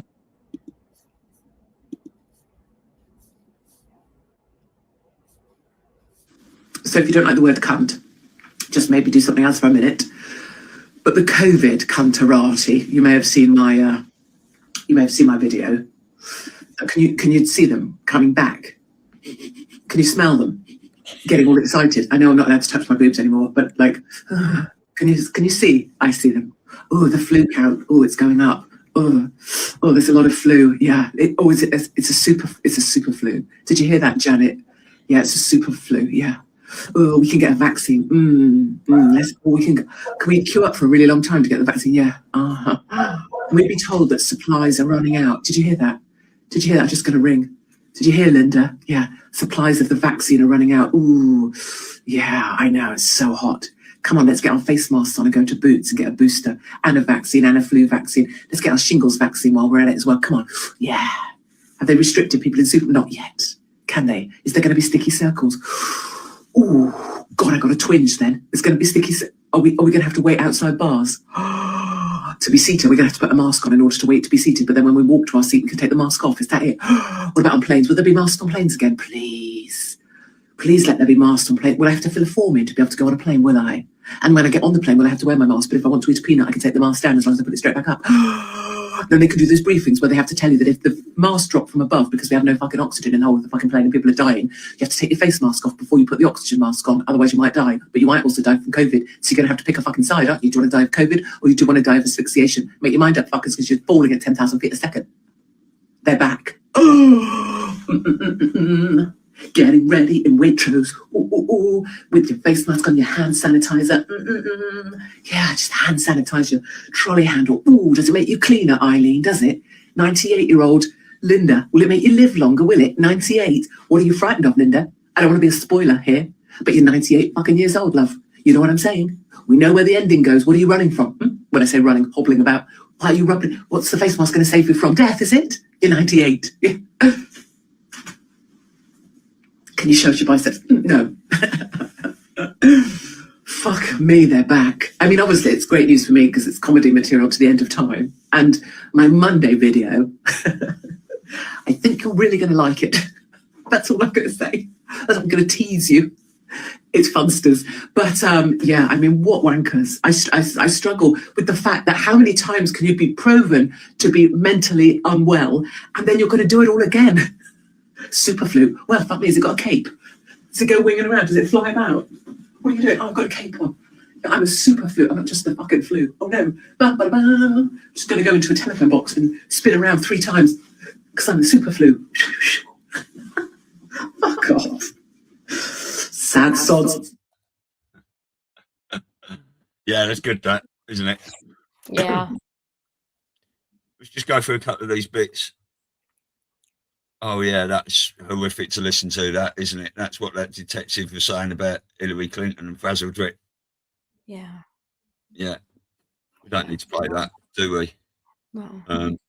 This is a good video. Tell me if my microphone's, I mean, I'm not going to mute myself this time.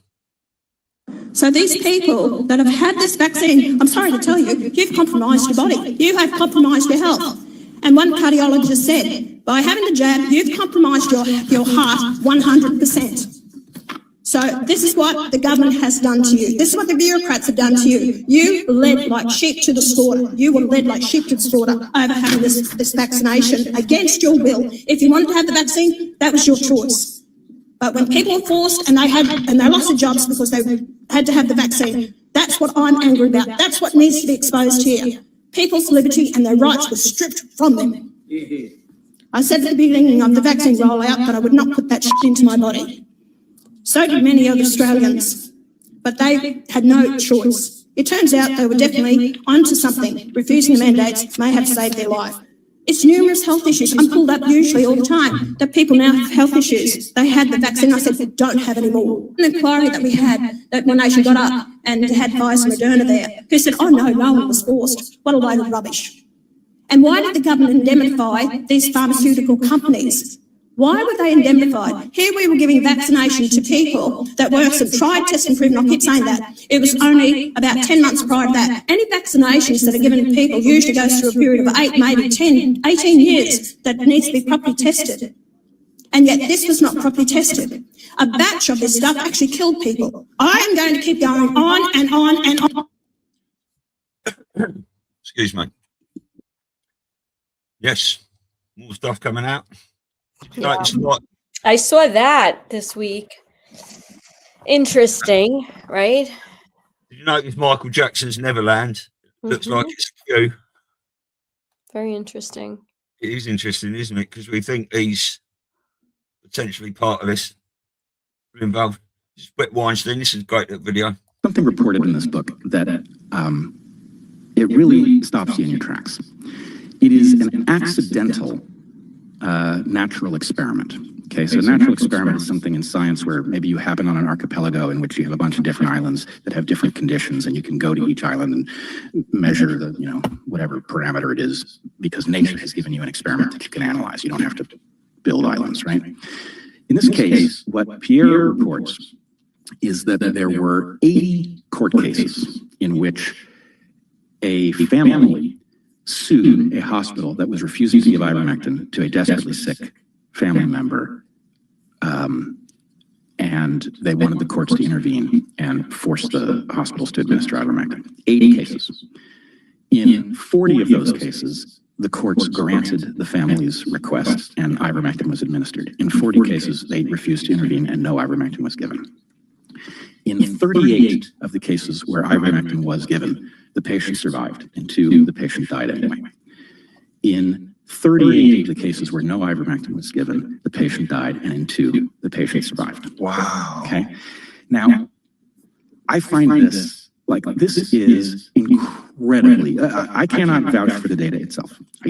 Because it's not published in a scientific paper, I can't go look at the methods, I can't go find the court cases. But assuming that the data is accurately reported, and I know Pierre well, he didn't make it up. So assuming that the data is accurate, the level of statistical significance on that accidental study is absolutely astronomical, right? I had Heather run a chi-squared calculation, and the p-value, I checked it also with 2 different AIs. The p-value comes out to be 5.03 times 10 to the negative 15, right? So what that means is that the chances of a result that strong, if ivermectin does not work, are something like the chances of you guessing a random 15-digit number on the first try. Wow. I mean, it's through the roof, right? This is a level of statistical significance we essentially never see. And CNN turned it into a veterinary medicine. Right. It turned you green. Hilarious. Right. So my point here is a couple-fold. One, the ivermectin story and the repurposed drug story more generally is a very important puzzle piece, because if repurposed drugs had been allowed to be used, if doctors had been allowed to go through the normal process of medicine that doctors go through, where they look at a patient who's ill, they see what their symptoms are, they try to figure out what might work for them, they talk to other doctors, they pool their information. If that process had been allowed to unfold, COVID is an entirely manageable disease in all but the most compromised people, right? There was no important pandemic. For sure. Yeah. It's a nice little video. Oh my God. Joe. Happy birthday, Kendall. I love you. Kendall. Can you see the words? The words? Yes? Yeah. Oh my God. Hello. Hello. Oh my God.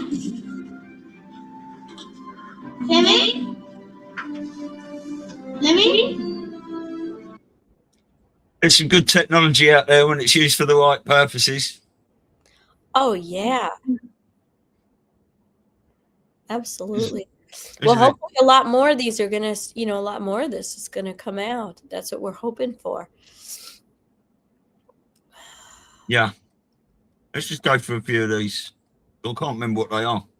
So you thought Trump couldn't run for a 3rd term, huh? Well, as of the last few hours, you may have to think again. A billionaire mega donor just offered President Trump $250 million to run for a 3rd term. And one of America's most prominent constitutional scholars just came out and argued that's absolutely constitutional for him to do.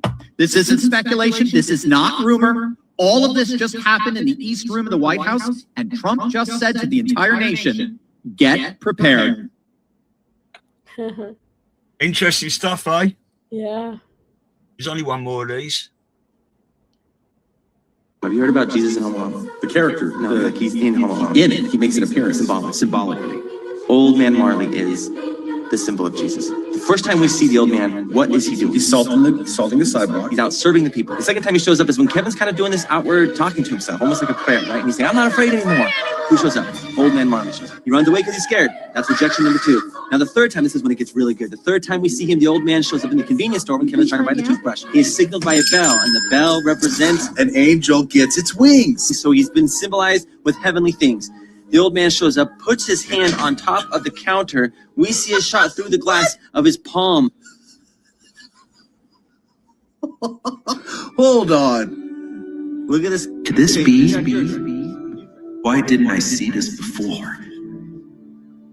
This changes everything. We see his palm, bloody. Rejection number 3. Now it's becoming almost undeniable who Marley represents.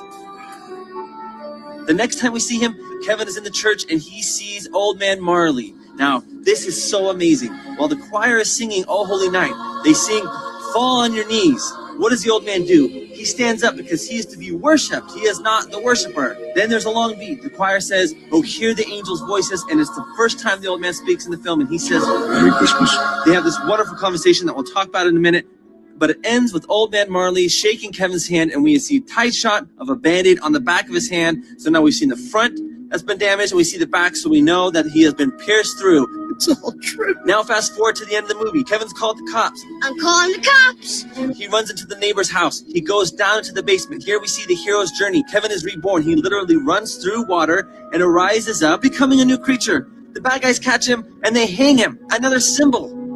And who saves Kevin? Literally the savior of Kevin. And he represents Jesus in Home Alone. Now we go to the very end of the movie. Kevin's looking through the window, through the falling snow, beautiful music, and we see Old Man Marley hugging his son. Earlier, from the conversation at the church, the old man is lamenting. He's saying, "I'm not welcome with my son." Now we have reconciliation with God and his children. That is the Christmas story. And this is one of the many, many reasons, dude, that I just love movies. Symbols and parables hidden in plain sight for all to see, and a filmmaker who uses that power for good. I think it's a beautiful thing. Jack. So what do you think, man? I mean, I don't know. It's nice. It is a nice thought. Yeah. So I'm listening to something Charlie Freakle going on about a lot, decoding films and songs and things, that there's so much in all these. And you know, I could watch Hollywood film with you and stuff, and we both see different things, but we both miss so much stuff. I know you because the narrative goes so quickly, you know, and it is very interesting, and it does make you wonder how infiltrated with good guys, you know, like it's just this constant battle all the time with the good against the evil. Yeah. Right. Yeah, exactly. Wow. So with this super flu being put into the mainstream media, have you seen people, as you like to say, masking up over there? I have to tell you, there's been people with masks just in general, for like, some people never gave up the mask. And when I go, so I don't know why they're wearing a mask. That's what I'm trying to say. Is it because they just heard something about a super flu? Or are they just knuckleheads that were going to wear a mask anyway? I can't tell the difference. But what I did see the other day was going into the supermarket. I saw some guy standing outside the supermarket talking to like 3 people, having a lovely conversation and laughing it up while the mask was on. And like now I don't even notice it anymore because it's so ridiculous. Oh, I notice it right away. I mean, I know before it used to enrage me. I mean, like enrage me. Now I just, when I say I don't notice it, I'm just like, whatever. You don't want to breathe. You want to keep breathing your own respiratory shit. Have fun because you look like an idiot. That's what I'm thinking. Yeah, well, I do agree. Yeah, I just sort of like, oh, there's another one sort of thing. Yeah. And you know what? I know like someone just said in Japan they wear masks, but they've been doing that for a long time. And I think it was because of the exhaust. I don't know the statistic on whether it helps or it doesn't help, but I think the thinking behind it was more about protection from pollution that was out there. Yeah, right. I think you're right. Because you see a lot of Japanese and Oriental people, even when they're in this country, they've, you know, most of them have still got masks on. Yeah. It's just bred into their psyche for that. But whether that helps them or not, I don't know. I don't know the size of an exhaust fume particle. I don't either. And like when I had to go to the hospital a couple of weeks ago, remember I told you I wouldn't go in. Like in the intensive care, they were saying, "Oh, you have to put on a mask." And I got like my reaction was probably more violent than it needed to be, but it was very violent. And I was like, la la la, we're going to see Georgia's mom, and we're walking in, and all of a sudden we check in, and she's like, yes, I'm here. And she turns the box. You have to wear a mask. I was like, I'm not wearing a mask. I'm not wearing a mask. I was like, I can't go in. Yeah. I was like, I'll meet you out, in the hallway. Yeah. And I felt badly that I didn't go in. Like, do you know what I'm saying? But I was like, and I thought George was going to be like, oh, what's the big deal just to see my mom? He didn't. He's like, fine. So when he came out, I said, like, what'd your mom say? Because, she's old. Does she feel like it was disrespectful? He said, no, I just told you, you don't wear a mask. Yeah. And that was that. Yeah, exactly right. Epstein files, a lot more of these are being released all the time. And there's a couple of points with that. Is the fact that people have found out that a lot of stuff is redacted, isn't it? But if you cut and paste it into a Word document or something like that, it unredacts it all. So people are going through, someone found that out, and people are going through all these now. What is it like the Google, is it the programming of Google that makes it come up? Is that what it is? Well, it's something like that, but that's obviously been done on purpose. So they look redacted, but they're not really redacted. It says white actually in the control. So what that would suggest is that people and anons everywhere are now digging through all these redactions and coming up with things all the time. And the other point is as well, I think if you search for Trump in them, there wasn't anything coming up. But then if you put a space and then Trump, then Trump's name came up, and it was like 600 times or something that he's in them. But it's nothing nefarious, I believe, and all that. It's all just, oh, he was in my club, or kicked him out, or things like that, or whatever, because Trump was an FBI informant in these things anyway, wasn't he? Yeah, and the bottom line is, how is he supposed to? He had to look like one of them. We know that. Yeah. We know that. How was he supposed to look like one of them if he wasn't with them in some way, shape, or form? Yeah, but what that's also teaching people as well, when it put, having to put a space in front of it, is the fact that I think that's teaching other people, well, what if I search for someone else's name and put a space in front of it, and they're coming up with those new things? So yeah, people have been taught all the time, because you can't just, like the Q drops, this is how you decode them, guys. Do you know what I mean? Or this is what you need to do here. People are just, with so many autists around the planet that are going through all these things. It's amazing. So we've got our eyes on the Epstein files. There's a lot going to come out with those. Have you been watching any Sean Ryan? I haven't. Like I said, it's just a lot going on the last couple of days, so I just been sort of. Well, Sean Ryan's done, because he had that bloke on for the Charlie Kirk's had the security, didn't he? And what he was saying about that bullet hit his spine and went down, we were saying was an absolute nonsense. And we were going, what's happened to Sean Ryan? Well, other people are now going, he sold his soul, 30 pieces of silver and all this sorts of stuff, because he had Hunter Biden on, didn't he?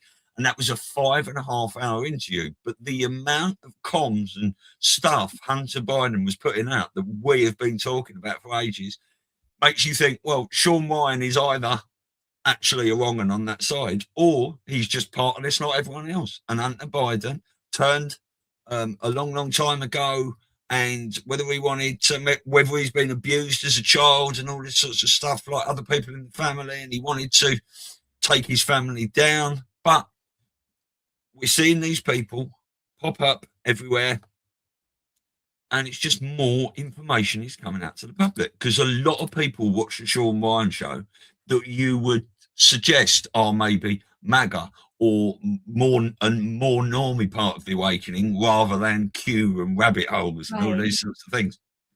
But it's just getting the information out to other people. I did want to ask Jason about that. What do you think? Yeah, we'll hold on to that. That's a good conversation to have with Jason. No, I think I'm gonna use the next couple of days, honestly. Like I always, when I have a lot of time, when I have some time off, I always feel guilty. I have to be doing something, like productive and work-wise. But I think I'm gonna give myself the luxury of catching up on a lot of this stuff. Yeah. Well, I've got other bits on this list and stuff as well, but it's stuff we've talked about before that I've just written down. I don't need to talk about it. Just a couple of points, because Sabu was saying to me, fact that she listened to 107 and his voice sounded different. And then it didn't when the one I was listening to, but then I listened to one a couple of days ago. I think he was on with Nino, and I thought, hold up a minute.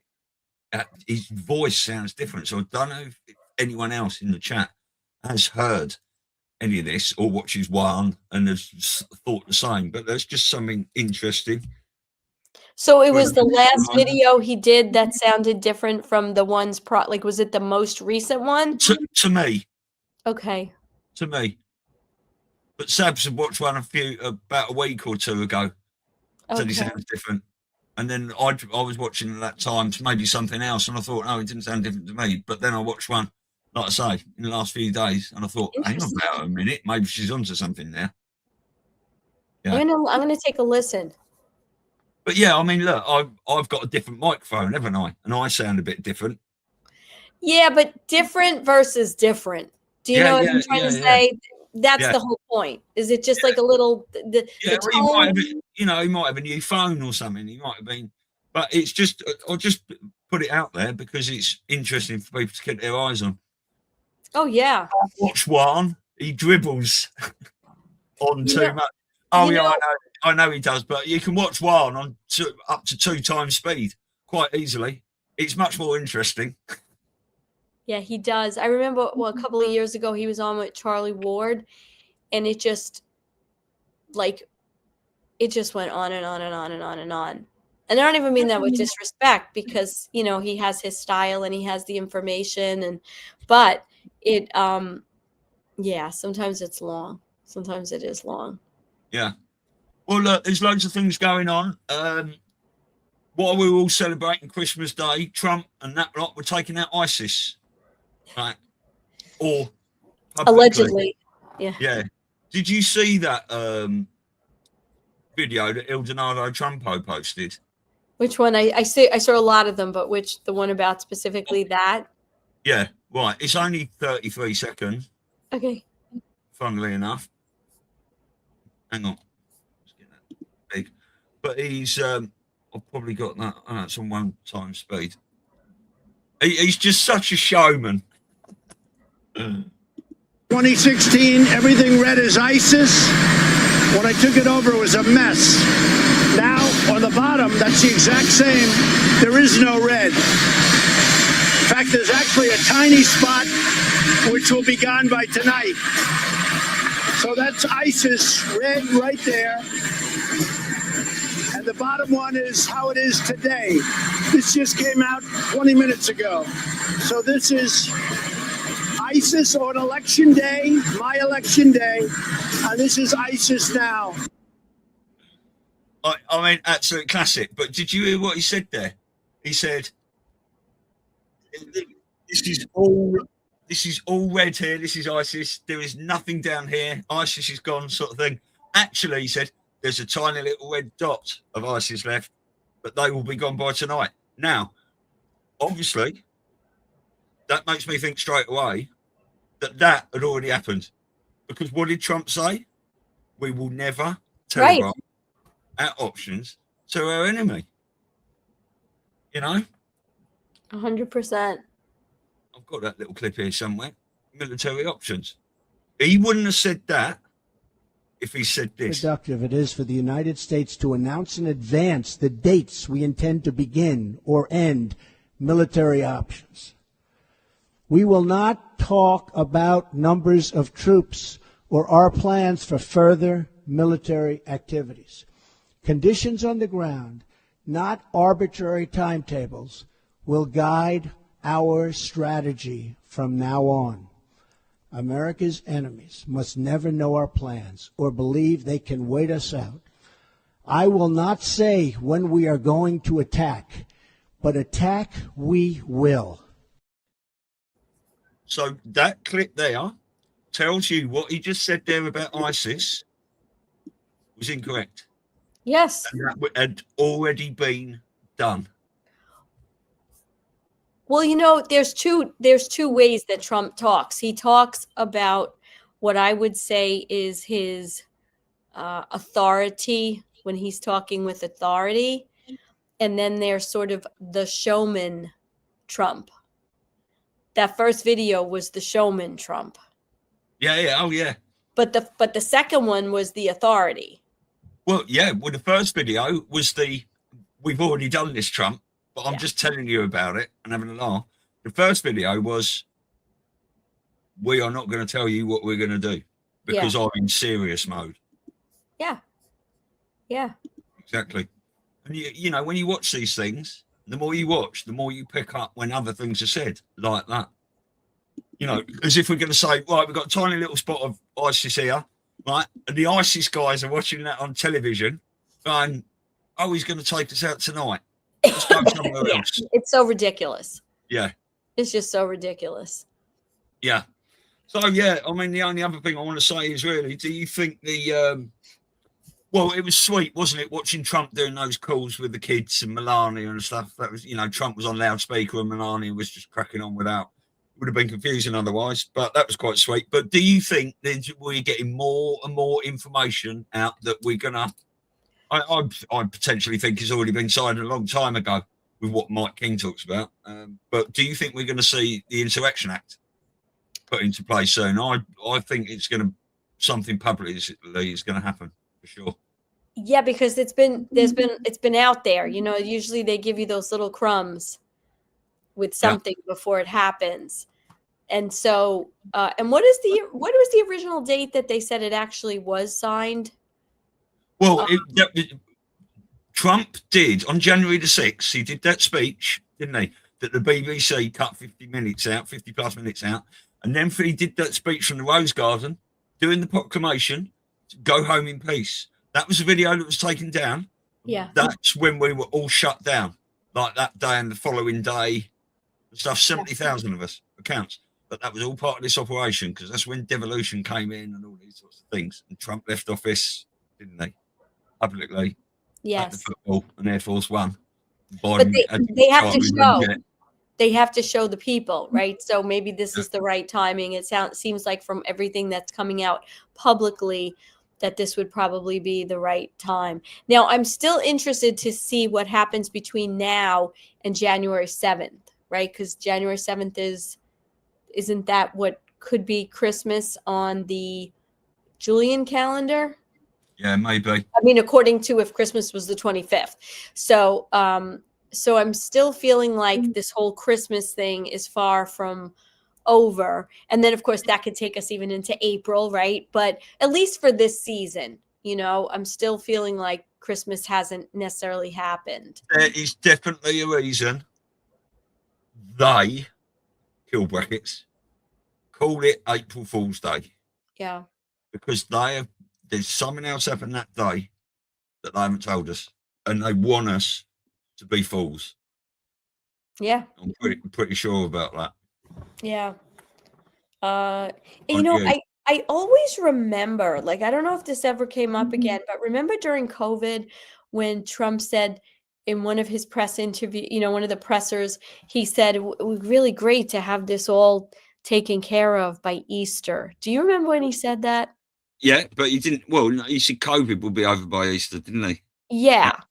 And but the other thing as well, right? When Trump got shot in the ear, or did he? Allegedly. Right. Allegedly.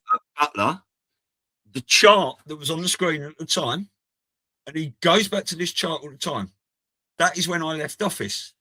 He says, right? And that date where that arrow is, I think is April the 1st. But really? He didn't leave office. Yes, he did not leave office. Loads of people have got into this. Why does he keep bringing that chart up? Right? And why does he say, I left office? That's when I left office. But he didn't leave office in April the 1st, where the arrow was on the chart. Yeah. Yeah, interesting. There's a lot of these things, you know, we're not exactly sure. And the other thing we don't know is when he says that stuff, is he talking about something else? Like if he was to say, it'd be nice if it was over by Easter, is he talking really about COVID? Is he talking about a military? Is he talking about a kinetic operation? Is he talking about something else being over? Something with child trafficking, maybe? Like, we don't know. That's the whole thing. Like, that's why so many of us are try to look at this stuff.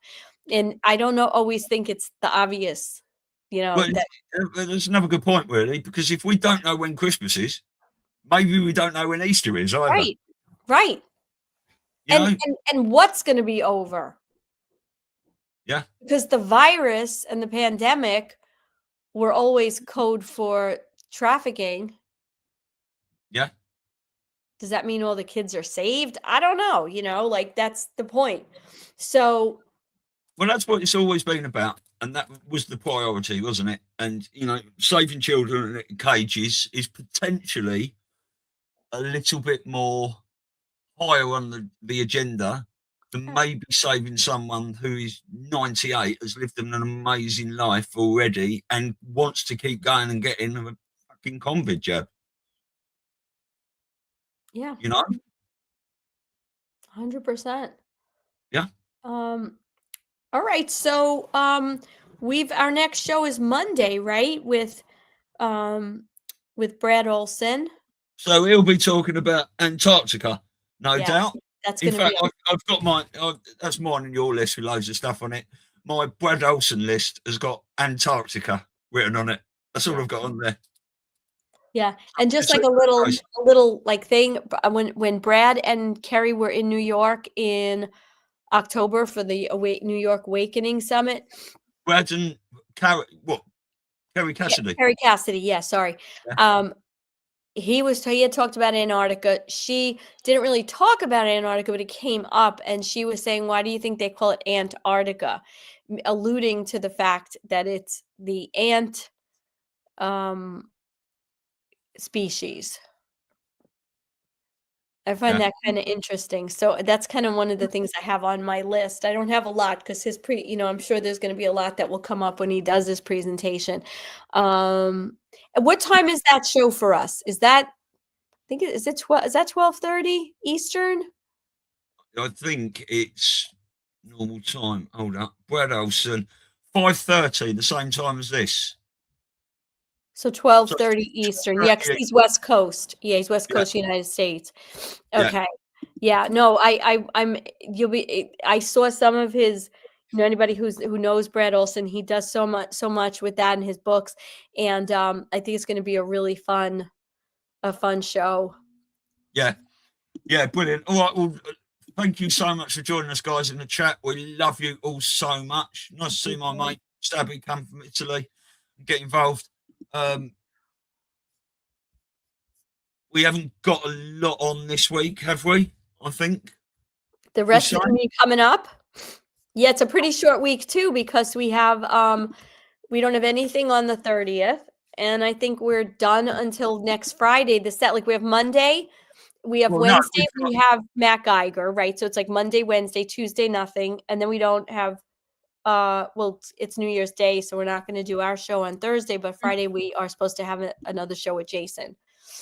Yes, exactly. And we'll have to change the episode numbers about on them once again because they've got serious power outages and stuff like that. So when you don't want to do anything on January the 1st, then no? You know what? Maybe let's see where we are on Wednesday. We have our show with Matt. Let me see, because I'm still up in the air about what we're doing, if we're seeing family or anything on Thursday. So I don't want to commit right now, but I'll know by then. So definitely this week. Monday, Brad Olson. Wednesday, Matt Geiger. And Friday, Jason Q. And we'll leave it at that. All right? Yeah. Because if loads happens, we can maybe come on for an hour and just talk about it. If not a lot happens, because it is the Christmas period and things, if the banks crash and everything and we got some serious shit going down, we'll be on Thursday, even if it's for like half hour, an hour, or whatever. Yeah. Your lips to God's ears. I would like something really exciting like that to happen. Yeah. Yeah. Well, we will potentially come on Thursday then. All right. Well, we'll have a little bit of a party outro today. This is, it's not Christmas, but it is our man Trumpy having a little dance with Maestro Zikos and Blinding Lights. And it's one of my favourite little vids. All right. Bye, everyone. Yeah.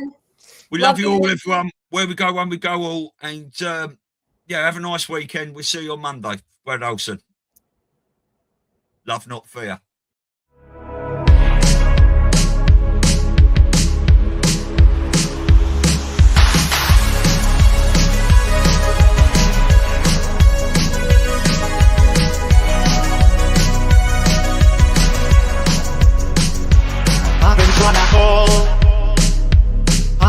my own for long enough. Maybe you can show me how to love. Maybe I'm going through withdrawals. You don't even have to do too much. You can turn me on with just a touch. Baby, I'm going to city's cold and empty. No one's around to judge me. I can't see clearly when you're gone. I said, I'm blinded by the lights. No, I can't sleep until I feel your touch. I said, I'm drowning in the night. We don't like this. You don't want my trust. Hey, hey, hey.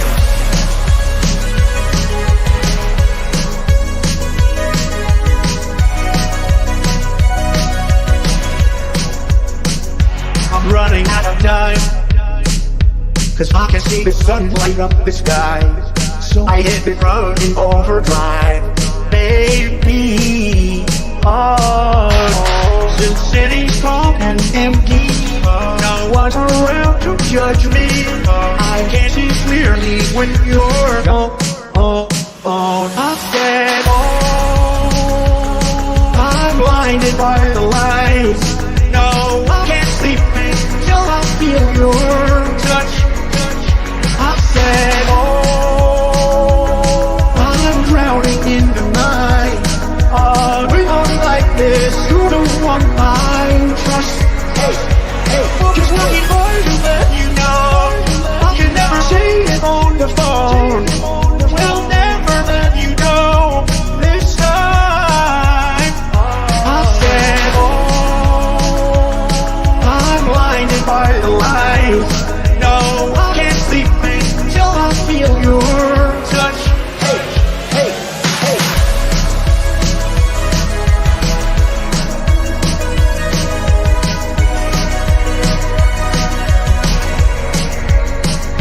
I said, I'm blinded by the lights.